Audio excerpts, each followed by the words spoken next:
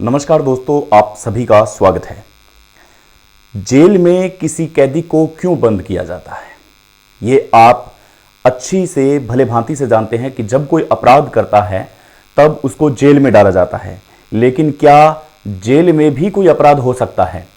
नामुमकिन है, क्योंकि जेल में हर इंसान को सुधारा जाता है, हर जगह कथा की जाती है, धार्मिक प्रोग्राम का आयोजन किया जाता है ताकि जो कैदी होते हैं उनकी मानसिक स्थिति में कुछ सुधार आ पाए। लेकिन कैसे लगेगा आपको जब जेल के अंदर कोई महिला प्रेग्नेंट हो जाए, जब जेल के अंदर कोई महिला बच्चे की मां बनने लग जाए, तब आपको सुन के क्या लगेगा? एक ऐसी ही सच्ची घटना शुरू होती है पाकिस्तान के लाहौर सेंट्रल जेल से।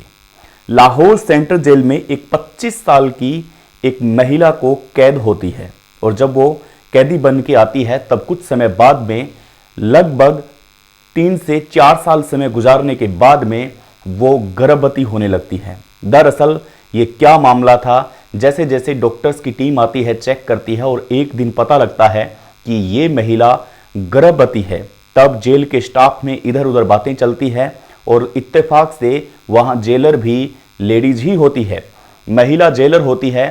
अब वो भी शक पका जाती है, ऊपर के अधिकारियों को सूचना दी जाती है, ऊपर के अधिकारी आते हैं, पूरी मीटिंग बिठाई जाती है कि आखिर जेल में ये कैसे संभव हो सकता है। जब जेलर उससे पूछताछ करती है तब वो कैदी महिला बताती है कि उसके पति यहाँ रोज उससे मिलने आते हैं और वो पति के साथ पूरी रात गुजारती है। इसमें कोई आश्चर्य करने की बात नहीं है, ये बच्चा मेरे पति का ही है। अब सब हैरान थे कि आखिर जेल में उसका पति कैसे आ सकता है, या यूं कहें कि हम मान सकते हैं कि जेल के अंदर कोई भी आदमी एंटर हो सकता है। जेलर को पैसे दे करके, प्रशासन को खरीद करके कोई व्यक्ति आराम से आ जा सकता है। जैसा कि जेल के अंदर से कई बार हमने ऐसे वीडियोस देखे हैं जिसके अंदर मोबाइल लैपटॉप चलाते हुए, यहाँ तक कि जेल से कुछ लोग इंटरव्यू भी दे देते हैं और उसका भी मामला मीडिया में चलता है। इसलिए ये कोई सामान्य बात नहीं है। लेकिन आपको यूं कहूं कि उसके पति को मरे हुए काफ़ी टाइम हो चुका है और अपने पति को मारने के जुर्म में ही वो महिला इस जेल में आई है, तब आप क्या कहेंगे? तब आप ये कहेंगे कि भूत बन करके, कोई आत्मा बन करके आ सकती है। लेकिन विज्ञान की नज़रों से ये परे था, विज्ञान की नज़रों से ये दूर था कि कोई आत्मा तो आ सकती है, लेकिन आत्मा शरीर का रूप कभी नहीं ले सकती और अपनी पत्नी को कभी भी कोई भी आत्मा गर्भवती नहीं कर सकती है। इसलिए ये बात पूरी तरह से फैल चुकी थी।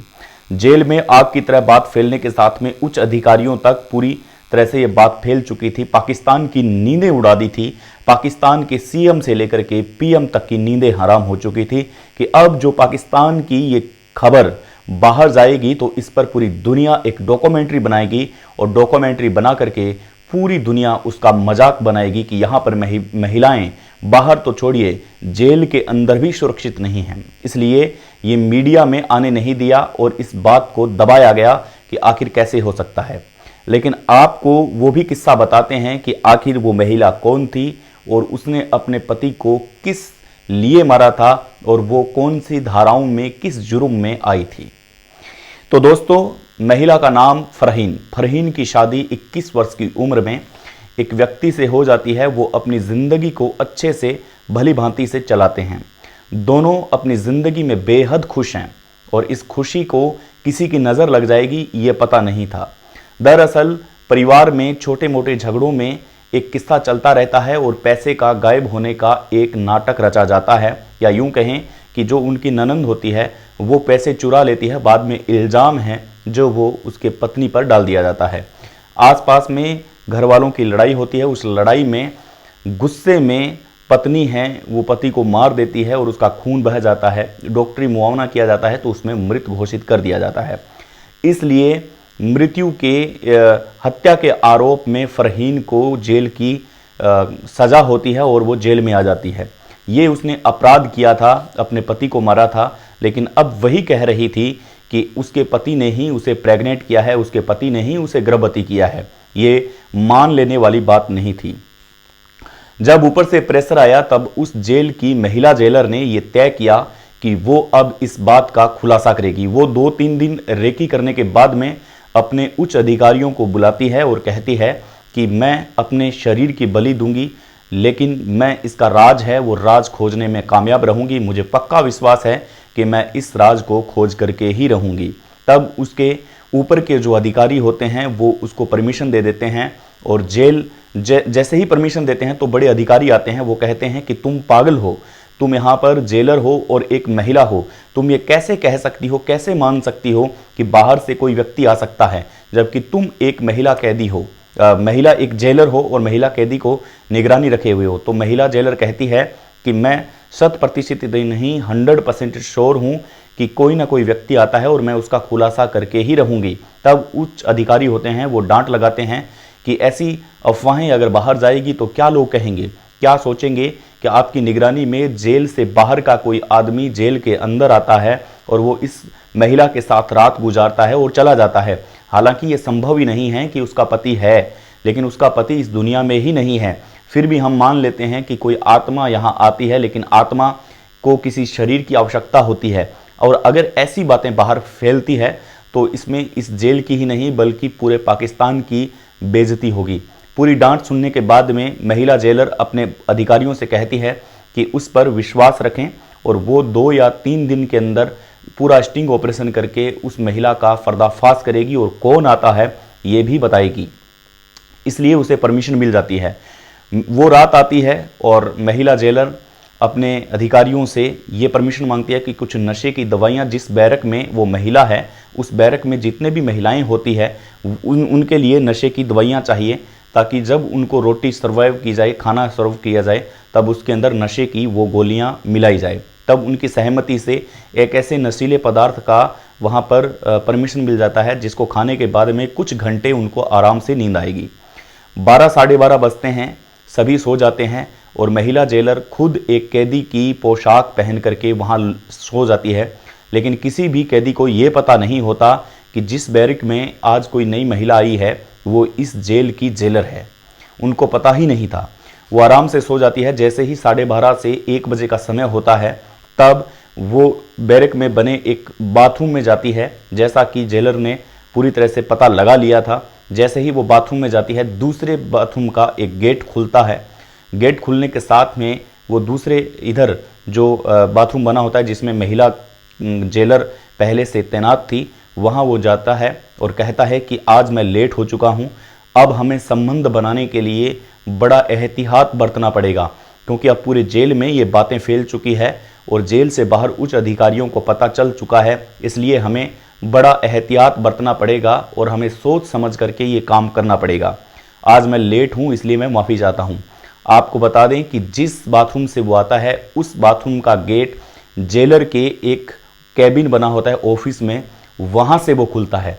तो जेलर महिला होती है वो भी परेशान हो जाती है कि उसके ऑफिस की तरफ उसका गेट है वो खुलता है, लेकिन जेलर महिला चुपचाप रहती है और वो उसकी हामी में हामी मिला देती है।